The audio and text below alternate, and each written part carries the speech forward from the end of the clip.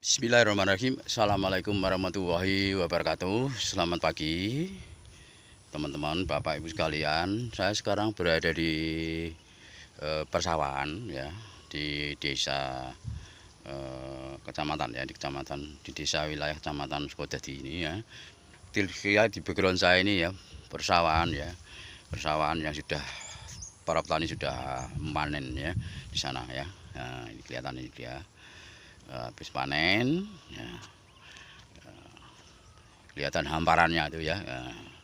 Cuma gini teman-teman, saat ini yang kita perlu kita kritisi adalah bahwa sawah ini di tempat galengan-galengan itu sudah sekarang ini sudah mulai meninggalkan para petani itu untuk menanami apa namanya tanaman-tanaman dia, tanaman-tanaman pelindung atau apa itu ya, semacam kayak pohon turi dan sebagainya ya. Sebagaimana kita ketahui bahwa daunnya hijau, daunnya itu berfungsi antara lain itu juga bisa menyerap partikel-partikel yang ada di sekitarnya itu, untuk nantinya di siang hari begini ini dengan bantuan sinar matahari akan menghasilkan antara lain nanti akar hasilnya adalah oksigen ya itu. Dan mengapa ya, kenapa di Indonesia itu disebut sebagai paru-paru dunia, karena banyak pohon-pohon gitu ya, pohon-pohon hijau. Cuma itu tadi sayangnya penduduk itu sudah mulai malas ya untuk menanam lagi gitu loh ya. Sehingga memang lama-lama nanti kita juga paru-paru, sebagai paru-paru ini semakin menipis ya kandungan oksigennya, karena kita penghasil oksigen dunia itu di Indonesia ini, karena banyak tanaman hijau. Hanya cuma perlu dikritisi itu adalah persawahan itu sekarang tidak ada pohon-pohon ya, jarang sekali. Kalau dulu masa kecil saya itu setiap galengan itu ditanami pohon turi dan sebagainya. Jadi kelihatan rimbun dan kelihatan segar, semakin segar. Kalau gini kan sudah kelihatan di belakang ini lah tuh ya. Sangat gersang sekali gitu ya, coba lihat ya. Sangat gersang, artinya tanaman-tanaman hijau itu sudah tidak ada, kecuali tanaman padi atau pola hijau yang lain itu. Sehingga ini perlu diberikan pemahaman untuk para petani-petani itu ya. Setiap galengan itu diberikan tanaman-tanaman yang lain gitu ya, seperti pohon ceri dan sebagainya. Samping itu dengan tanaman itu juga bisa melindungi tanah itu, bisa menyuburkan. Pohon turi contohnya itu ada juga bisa menyuburkan tanah ini kan kabarnya gitu. Karena ada zat N2-nya itu ya. Secara alami jika di seputaran itu bisa menyuburkan tanah itu. Itu ingat waktu saya sekolah di SD itu pelajarannya begitu. Jadi N2-nya itu zat lemas katanya itu. Itu kalau dihirup manusia memang menyebabkan lemas ya. Itu bisa menyuburkan tanah ya itu ya. Jadi itu saya kira yang perlu dikritisi untuk saat ini. Masyarakat ini, jadi hamparan sawah ini tidak hanya tanam padi melulu gitu atau itu.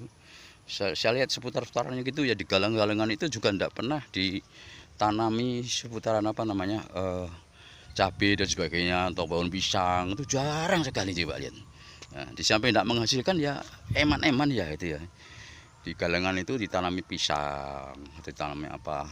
Di samping ada buahnya, nanti daunnya ini dia bisa menyerap partikel-partikel. Di siang hari ini dia akan ada fotosintesis dengan bahan-bahan yang ada di dalam daunnya, itu akan menghasilkan oksigen. Semakin banyak daun-daunan yang ada, semakin buah hijau di dalam hamparan tanah itu atau di seputaran itu, otomatis kandungan oksigen akan makin banyak gitu, kira-kira begitu. Kalau di sini beda ya, ini memang ada oksigennya gitu. Sehingga dari sinilah oksigen yang ada di bumi seputaran Indonesia ini nantinya akan tertiup ya nanti ya. Sebagian juga akan ditiup ke sana kemari dan sebagainya. Yang akan nanti didistribusikan mungkin kira-kira di negara-negara yang nggak ada tanamannya gitu, seperti di Arab Saudi itu ya. Nah, seperti itu, sehingga memang Tuhan Maha Adil ya. Dengan adanya bantuan angin itulah akhirnya bisa menyebabkan oksigen ini bisa terdistribusikan dengan rata gitu ya. Terus pertanyaannya lah, kalau oksigen bisa dibuat secara kimia, bisa saja. Tapi kan bahayanya mahal gitu ya. Bisa tapi mahal sekali ya. Beda dengan yang ada di alam ini secara alami, kemudian tumbuh dedaunan itu bantuan sinar matahari yang secara gratis diberikan oleh Tuhan, sehingga menyebabkan dengan bantuan ini bisa fotosintesis ya itu. Nah itulah sebenarnya pintar-pintarnya manusia itu bagaimana mengolah dan memanage atau mengatur atau mengelola daripada sumber daya yang ada ya. Saat ini kan sepertinya petani itu pinginnya instan aja gitu kan.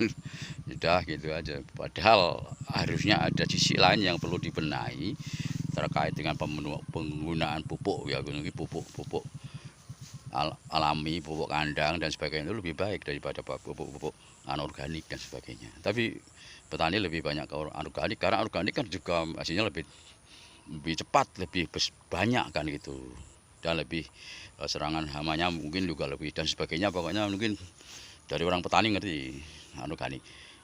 Namun itu tadi sisi lain kan ya banyak efek-efeknya, sehingga sampai menyebabkan kanker kalau nanti banyakkan pupuk dan sebagainya itu oleh tubuh manusia. Makanya sekarang banyak penyakit degeneratif yang ada, itu terkait mungkin penyediaan pupuk anorganik tadi. Beda dengan organik, cuma kalau organik ini lebih lama gitu loh, lambat kembangannya dan mungkin lebih banyak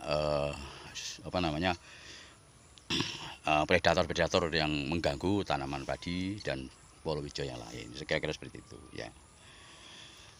Jadi itu beberapa yang bisa kami sampaikan. Cuman aja ada pertanyaan, kalau di Eropa yang Jawa dingin, ya maka daun dingin di Jawa dingin kalau ada memang ada daun-daunan yang hijau-hijauan. Namun kalau tanpa ada bantuan sinar matahari, apa bisa mereka berfotosintesis di daun itu, ya di tanaman itu. Nah, oleh karena itu memang Indonesia inilah yang karena musimnya ada dua musim hujan pada matahari, tetap ada matahari.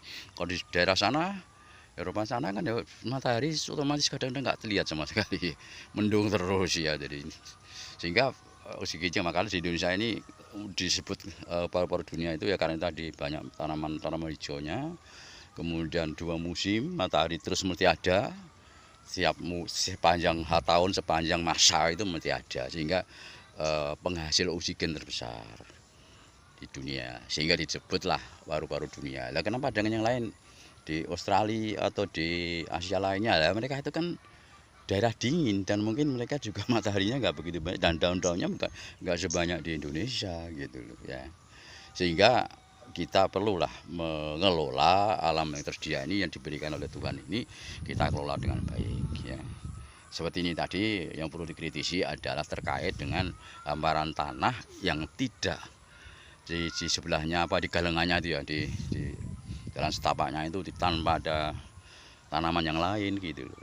Sehingga paling tidak penghasil oksigen itu juga akan sedikit terganggu, tersediaannya juga beda kan kalau di situ ada juga ya. Termasuk rumput-rumput itu sebenarnya juga mereka tuh melakukan fotosintesis dengan bantuan sinar matahari gitu ya, sehingga bisa dikatakan bahwa dengan bantuan sinar matahari pohon-pohon itu akan bisa melakukan fotosintesis dan menghasilkan oksigen yang rasa oksigen nanti akan dimanfaatkan oleh manusia. Ya manusia membutuhkan oksigen ya. Kalau nggak ada oksigen manusia ya mungkin juga nggak jadi manusia gitu ya, mungkin jadi patung gitu ya. Karena oksigen faktor utama manusia yang diperlukan dalam proses metabolisme. Dalam metabolisme itu